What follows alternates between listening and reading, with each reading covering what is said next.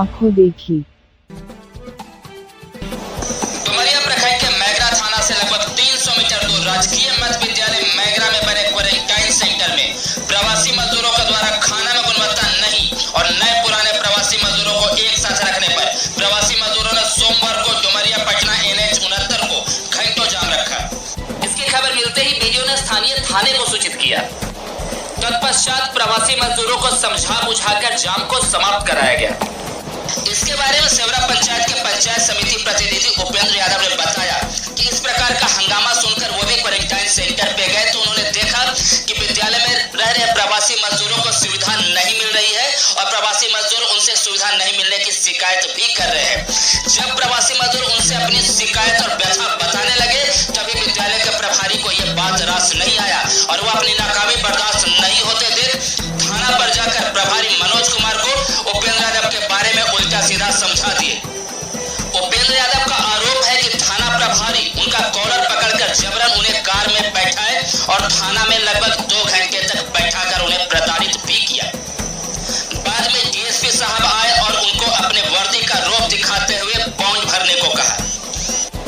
उपेंद्र यादव ने बताया कि बॉन्ड भरने के बाद उन्हें थाने से छोड़ा गया। इसके बारे में इमामगंज पुलिस अनुमंडलीय DSP अजीत कुमार ने अपना पक्ष रखते हुए बताया कि वीडियो ने कॉल किया था और कुछ लोगों को क्वारंटाइन सेंटर पर हंगामा करने की खबर भी उन्होंने दी थी। तभी थाना प्रभारी ने अपने दल बल के साथ पहुंचकर उपेंद्र यादव को गाड़ी पर बैठाकर थाना लाए। उसके बाद उन्हें छोड़ दिया गया। बहरहाल इस आरोप की जांच होनी चाहिए, जांच का विषय है और इसकी जांच होने के बाद सच्चाई भी सामने लाई जानी चाहिए।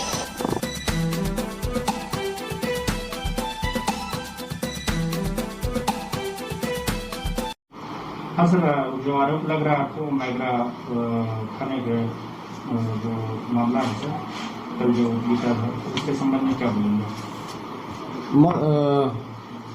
मध्य विद्यालय मैगरा में कुछ व्यक्तियों को क्वारंटाइन किया गया है। उसी के आलोक में वीडियो के द्वारा शिकायत किया गया कि वहाँ कुछ लोग हंगामा कर रहे हैं, तो थाना द्वारा जाके वहाँ पर सत्यापन किया गया। तो उपेंद्र यादव जी वहाँ पर अंदर में थे, उनको पूछताछ के लिए थाना लाया गया। उसके बाद उनको विधिवत उनको छोड़ दिया गया उसी दिन। सर, ये आपके द्वारा बताया जा रहा है कि आप नहीं बोले हैं, पंचायत प्रतिनिधि हैं, 15 यादव जी बताए हैं 22 रुपये में 2 टाइम क्वारंटाइन जो प्रवासी मजदूर हैं उनको खाना खिलाया जा रहा है इस तरह का। देखिए, खाना खिलाने का जिम्मा सिविल डिपार्टमेंट को, हम लोग खाना से संबंधित कुछ जानकारी नहीं है, ना हम लोग किसी पर आरोप लगा सकते हैं। खाना खिलाना हमारा सुरक्षा का दायित्व है, हम लोग वही निर्वाह करते हैं। आप उन्होंने बताया कि 22 रुपये में खाना खिला रहे हैं 2 टाइम। इस तरह का कोई बात नहीं, मेरे पास कोई लिखित आदेश नहीं है। ठीक है, खाना खिलाने का काम वीडियो के द्वारा किया जाता है। कल का सर घटना ऐसा है कि हम लोग इसी जगह पे हम लोग बैठे हुए थे, ये मेरा आवास भी है, तो इसी जगह पर बैठे तो हम लोग को सूचना मिली कि मैगरा मिडिल स्कूल में जो ऑनर सेंटर खोला गया है वहाँ पे जाम किया गया, रोड जाम हुआ। तो हम लोग पता चला क्यों जाम हुआ है भाई, तो लोग गलत अफवाह बैठा दिए कि वहाँ भुइयाँ और ज्यादा में मार हो गया, इस वजह से रोड जाम है। तो इसी को हम जानने के लिए सुन करके हम यहाँ हम जनता प्रतिनिधि भी हैं और पंचायत समिति भी हैं, तो हमने इसी को जानने घटना के सुनने के बाद हम वहाँ पे चले गए। जाके देखे कि जाम हमको जाते जाम हट चुका था और सारे लोग अंदर कैंपस में जा चुके थे, एकत्रित हो चुके थे। वहाँ पहुंचने के बाद हमने जानना चाहा कि भाई क्या दिक्कत है, कि आप लोग किससे मार हो गया भाई, कि आप लोग ऐसा हंगामा किए थे। तो जाने बाद पता चला कि मारपीट नहीं हुआ था, हम लोग पहले से वहां से कुछ आदमी रह रहे थे जिसका 12-13 दिन हो चुका था और कुछ लोग नए आए थे महाराष्ट्र से जिसको उसी रूम में रात में शिफ्ट कर दिया गया। इसी लेकर हम लोग हंगामा किए कि हम लोग कितना दिन रहने से क्या फायदा, यही लोगों वजह था जाम करने का। जब उन लोग पहुंचे तभी और बोले कि और क्या दिक्कत है, तो बोले कि देखिए खाने पीने का बहुत दिक्कत है, शौचालय की दिक्कत है, रात में बारिश के हुआ, अंधर तूफान आया, हम लोग बाहर सोते, हम लोग का पेड़ का डालिया टूट के गिर गया, ये सब समस्या हम लोग से बताने लगे। इसी बीच एक आदमी जो है उधर से खाना लेकर के थाली में, वो पत्तल वाला थाली प्लास्टिक वाला जो होता है जो हम लोग बारात वारात में खिलाते हैं, उसी थाली में थोड़ा सा चावल थोड़ा सा दाल ले करके बेचारा आ रहा था। बोला देखिए हम लोग को यही खाना मिल रहा है। और उस सेंटर में हम लोग सब समझा के, मेरे गांव के लोग हैं, हम समझा के भेजे थे कि नहीं आप लोग खाना बिना दिक्कत नहीं होगा, आप लोग वहां रहिए, हम लोग समझा के भेजने का काम किए थे। तो लोग बोला कि देखिए आप लोग बोले थे खाना मिलेगा, देखिए इस तरह से मिल रहा है, हम लोग को तो दिखाए। तो इसी पर खाली हम पूछ दिए भाई कौन प्रभारी है, भाई इसका कैसा हो रहा है। इसी बीच में उधर से प्रभारी आते हैं और हम पर भड़क जाते हैं कि आप कौन हैं, देखने के लिए आप कैसे आ गए, आपको परमिशन कहाँ है। हमने सर हम यहाँ का बाल बच्चा है, हमारी जनता है और हम यहाँ प्रतिनिधि भी हैं और 500 गज की दूरी पर मेरा यहाँ आवास भी है बाजार में। तो इस तो मेरा जानने कहा कि इसमें हम सरघाटी दिया नहीं ना कि जांच करने के लिए हम परमिशन लेके जाएंगे। मेरा तो यहाँ घर द्वार है और हम यहाँ प्रतिनिधि भी हैं और जनता भी हैं और मेरा भाई बंधु वहाँ उसमें है भी, हम भेजने का भी काम, किसी परमिशन क्या जरूरत है न। हम कोई अथी तो इंक्वायरी करने तो नहीं आए हैं, आप पास उनके हम आ गए, इसमें परमिशन लेने की क्या जरूरत है। तो आप गलत किए हैं, बिना परमिशन घुस गए हैं, ऐसे है वैसे पूरा दिन करने लगे। और इसी विचार करके वहां से आते हैं और थाना में चले जाते हैं विनोद जी और मुखिया जी, और दोनों जाकर उन लोग मैंने जो हमें जनता बता रहा था दुख तकलीफ, उनको अच्छा नहीं लगा, भेद खुल रहा था इसलिए उनको अच्छा नहीं लगा।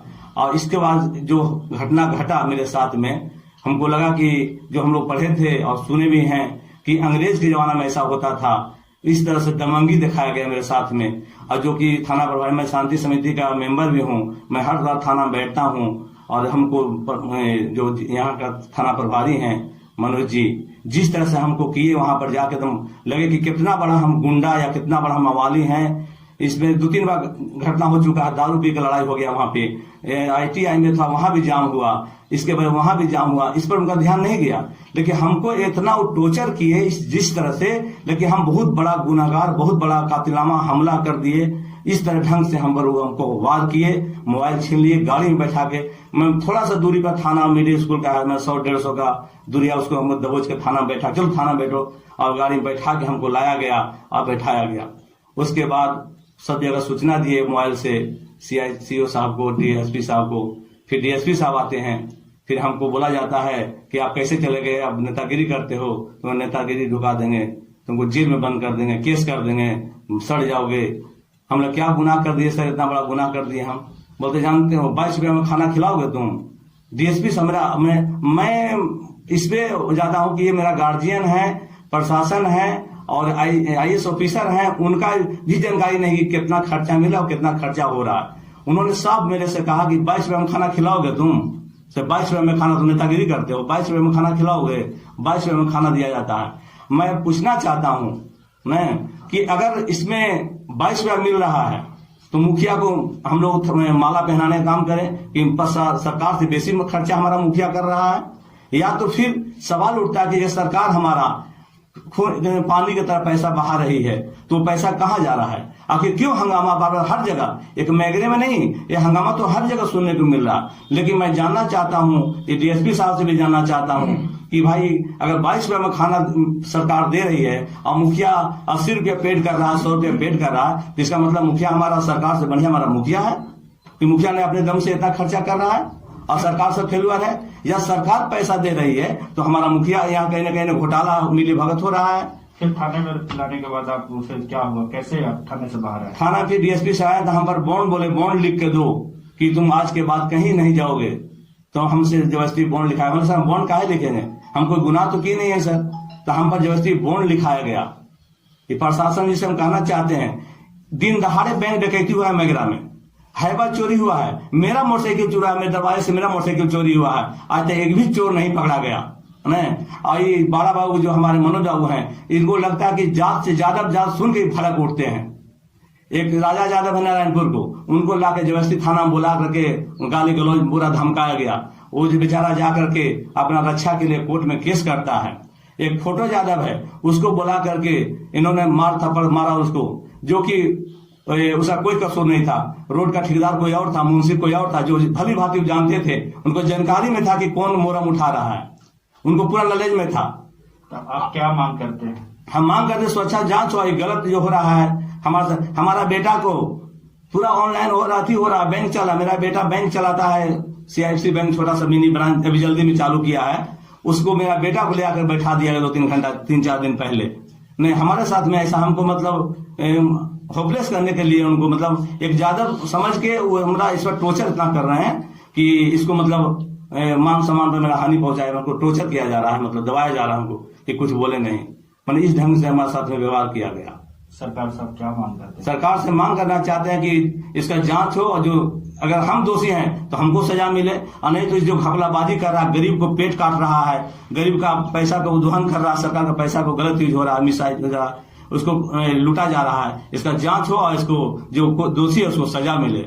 आपको लगता है कि थाना प्रभारी या फिर पंचायत प्रतिनिधि मुखिया के द्वारा इनसे नहीं हनन किया जा रहा है? ये हाँ, इस तो मेरे साथ हनन किया गया और इनसे जांच नहीं हो सकता, ये मिली भगत है। आखिर थोड़ा सा बात करके एक तरफा बात सुन करके प्रभारी को इतना अति हो जाना, मैं ऐसा तो कभी हम नहीं देखे। बहुत सारे प्रभारी आए हैं, मैं टोटल प्रभारी से हमको पूछ लिया जाए मेरे बारे में कि उपेंद्र यादव कैसा आदमी है। मैं जनता सेवा करता हूँ। मैं जी अपना परिचय दे। मेरा नाम उपेंद्र यादव। क्या है आप? हम पंचायत समिति प्रतिनिधि हैं सोरा पंचायत का।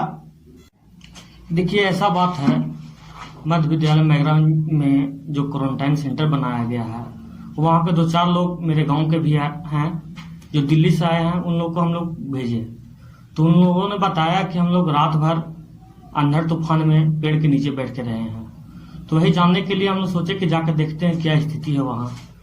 जानने के बाद वहाँ देखे कोई सोशल डिस्टेंस नहीं है, सब एक ही जगह बैठा हुआ है।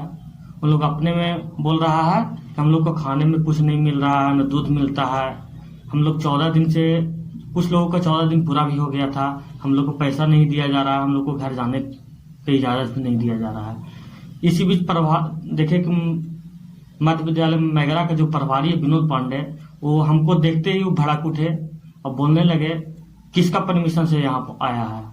तो हम लोग वहां से निकल गए। उसके बाद एक उड़ीसा का व्यक्ति जो है भटकते हुए आ गया था, वही सेंटर में, तो हिंदी भाषा नहीं समझ रहा था।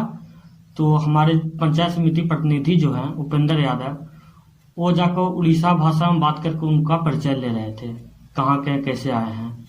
इसी बीच विनोद पांडे ने वहां से निकलकर मैगरा थाना प्रभारी के पास गया। उसके बाद थाना प्रभारी आते हैं, उपेंद्र यादव को देखकर लगा कि कितना बड़ा ये आतंकवादी है, उस तरह से इन पर हमला किया और जबरदस्ती गाड़ी में टेल ढकेल के गाड़ी में बैठा के लेके आया, पहुंच गया थाना पर। उसके बीच हम लोग भी गए थाना पर, तो हम लोग को भगा दिया। हम यही प्रशासन से मांग करते हैं उपेंद्र यादव के विरुद्ध जो कार्रवाई हुआ है उच्च स्तरीय जांच हो। हमारे सामाजिक कार्यकर्ता डुमरिया। स्पोर्ट पे थे आप? थे। क्या मामला हुआ? कल हुआ कि सुबह में हमारा युवा कार्यकर्ता है पवन कुमार, उसने कॉल किया कि आइएगा ना सर, चलना जरा क्वारंटाइन सेंटर को देखना है, स्थानीय लोग आए हुए हैं बाहर से, देख लिया जाए क्या स्थिति है उनकी, मिल लिया जाएगा। हम आए, उसके बाद हम लोग टीमें चले गए वहाँ जाने के बाद हम तो चुपचाप सिर्फ देख रहे थे। उपेंद्र जी से लोग शिकायत करने लगा कि हम लोग को रहने का व्यवस्था नहीं है, शौचालय गंदा है। पहले से हम लोग 12 दिन से यहाँ पर हैं, रात में लोग आए हैं, हमें लोगों के साथ बैठा दिया गया, तो फिर क्या मतलब हुआ क्वारंटाइन रहने का, यही सब बोल रहे थे। इतने में विनोद पांडे जी स्कूल के प्रभारी है, वो आकर के इनसे बहस करने लगा कि आप कौन होते हैं, आपके पास परमिशन है? मैं भाई इसमें परमिशन क्या हो सकता है, सब हमारे स्थानीय लोग हैं। हम लोगों ने समझा बुझा करके इनको भेजा है, और हमारी पत्नी पंचायत समिति सदस्य हैं, उनसे लोग अक्सर शिकायत करते हैं, उनके परिवार के लोग करते हैं। इस नाते हम चले आए इनसे इनका हाल चाल जानने के लिए। उसके बाद वो वहां से आते हैं और थाना प्रभारी को कहते हैं कि देखिए कुछ लोग जबरदस्ती क्वारंटाइन सेंटर में घुस करके व्यवस्था फैला रहे हैं, गाली गलौज कर रहे हैं, गाली गलौज का भी आरोप लगाया है। जबकि वहाँ सारे लोग हैं जो क्वारंटाइन सेंटर में लोग जाकर वहाँ जांच किया जा सकता है। एक शब्द भी, कोई अभद्र शब्द का प्रयोग हम लोगों ने नहीं किया, और इस तरह का भाषा के मिसगाइड करते हैं थाना प्रभारी को। क्वारंटाइन सेंटर कैमरा में गए हैं जाकर, क्वारंटाइन सेंटर रूम बनाया गया है? नहीं, हम लोग नहीं गए। इस तरह का आरोप लगाया गया है? नहीं, आरोप तो बेबुनियाद है ना, सब तो मनगढ़ंत आरोप है। हम लोग तो सिर्फ गेट के पास ही थे, क्वारंटाइन सेंटर का रूम में हम लोग नहीं गए, हम तो वहीं पर थे। ये सब तो बेबुनियाद आरोप है। फिर इनके साथ क्या घटना घटी? उसके बाद इनके साथ हुआ कि इधर से थाना प्रभारी गए, बिना स्थिति को समझे मुझे इनके साथ ऐसा लगा कि मानो ये बहुत बड़े अपराधी हैं, इनके बैठे यहाँ पर बिना परमिशन के वहाँ चले गए, कौन होते यहाँ जाने वाले करके इनको गाड़ी में बैठा लिए। गाड़ी में बैठाने के बाद लेके आए और रूम में इनको बैठा दिए। इसका मुख्य कारण क्या था? क्या कभी मुखिया प्रतिनिधि से या थाना प्रभारी से किसी कभी कुछ मामला? हमको तो कुछ ऐसा एहसास हुआ कि लगता है कि लोग प्रोग्रेस से ग्रसित हैं, उपेंद्र जी के प्रति या पवन कुमार के प्रति इनका नजरिया सही नहीं है और ये लोग प्रोग्रेस से ग्रसित होकर इस तरह काम किए, इनके मान सम्मान के साथ खिलवाड़ किए। फिर हम लोग दोबारा गए थाना पर, चार बड़ाओं से बात करें, लेकिन बड़ा बाबू का रवैया इतना आक्रामक था तो हमको बल्कि उन्होंने कहा कि थाना वालों बैठ में जाइए यहाँ से थाना से। कहीं लगता है कि वर्दी का रौब जमा रहे हैं। तो लोग जमा रहे थे। हालांकि हम अपने राजनीतिक जीवन में बहुत से थाना प्रभारी को देखा, हमारे यहाँ भी थाना प्रभारी हैं रामजी प्रसाद, अच्छे व्यक्ति हैं। हर साल की समिति है, किसी तरह का कोई कार्यक्रम होता है हम लोग उनके साथ रहते हैं, पूरा सहयोग करते हैं, पुलिस को पूरा प्रशासन को सहयोग करते हैं। और हम लोग भी इस बात को जानते हैं कोरोना वायरस जानलेवा बीमारी है और संक्रमित रोग है। हर इसका सबसे बड़ा इलाज है सोशल डिस्टेंस बना कर रहना, लेकिन उसके बाद भी हम लोग अपने जान जोखिम में डाल के वहां गए स्थिति समझने के लिए। मेरा नाम हुआ साजिद अहमद बागी।